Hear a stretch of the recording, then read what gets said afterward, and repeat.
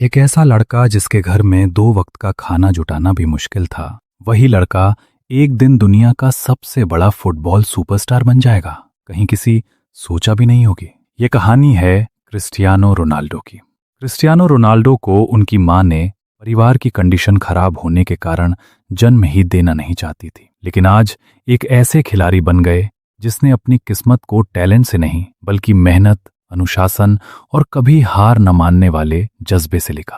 5 फरवरी 1985 पुर्तगाल के छोटे से देश मदेरा के फुंचल शहर में क्रिस्टियानो रोनाल्डो दोस सांतोस अवेरो का जन्म हुआ। रोनाल्डो की आगे 3 भाई बहन थे। उनके पिता का नाम जोजे अवेरो और माता का नाम डोलोरेस अवेरो था। परिवार बहुत गरीब था। पिता एक माली और क्लब में किटमैन का काम करते थे। माता घर के काम के साथ दूसरे घरों में काम करने जाती थीं, क्योंकि घर की स्थिति बहुत ही खराब थी। घर इतना छोटा था कि पूरे परिवार का मुश्किल से गुजारा होता था, लेकिन इस छोटे से घर में एक बहुत बड़ा सपना जन्म ले चुका था। क्रिस्टियानो बचपन से ही हर समय फुटबॉल खेलते थे।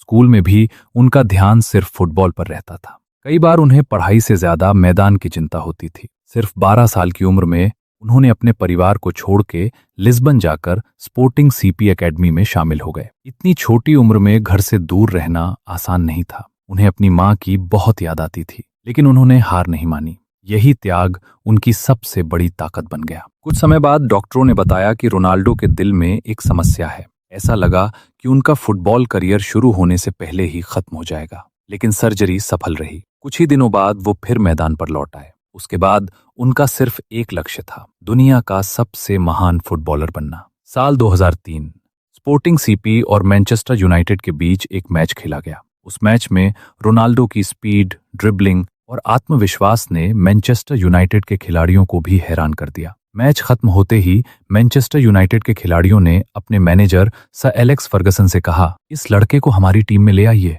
और कुछ ही दिनों बाद रोनाल्डो ने मैनचेस्टर यूनाइटेड ज्वाइन कर लिया। यहीं से दुनिया ने CR7 का असली सफर देखना शुरू किया। सर एलेक्स फर्गसन ने उन्हें सिर्फ फुटबॉल नहीं बल्कि अनुशासन, मेहनत और जीतने की मानसिकता भी सिखाई। 2008 में क्रिस्टियानो रोनाल्डो ने अपना पहला बैलोन ड'ओर जीता। यह सिर्फ एक ट्रॉफी नहीं थी, ये उस गरीब बच्चे के सपने की पहली बड़ी जीत थी। 2009 में उन्होंने रियल मैड्रिड ज्वाइन किया, जो उस समय दुनिया का सबसे महंगा ट्रांसफर था। रियल मैड्रिड में रोनाल्डो ने इतिहास लिख दिया। Champions League, La Liga, golden boots, Ballon d'Or, record पर रिकॉर्ड और गोल पर गोल। वो रियल मैड्रिड के इतिहास के सबसे ज्यादा गोल करने वाले खिलाड़ी बने। इसके बाद उन्होंने जुवेंटस में नई चुनौती स्वीकार की और वहां भी टीम को कई बड़ी सफलताएं दिलाईं। फिर मैनचेस्टर यूनाइटेड में वापसी हुई और उसके बाद उन्होंने सऊदी अरेबिया के क्लब अल नसर के साथ नया अध्याय शुरू किया। लेकिन क्रिस्टियानो रोनाल्डो की सबसे बड़ी पहचान सिर्फ उनके गोल नहीं है, उनकी पहचान है उनकी मेहनत। कहा जाता है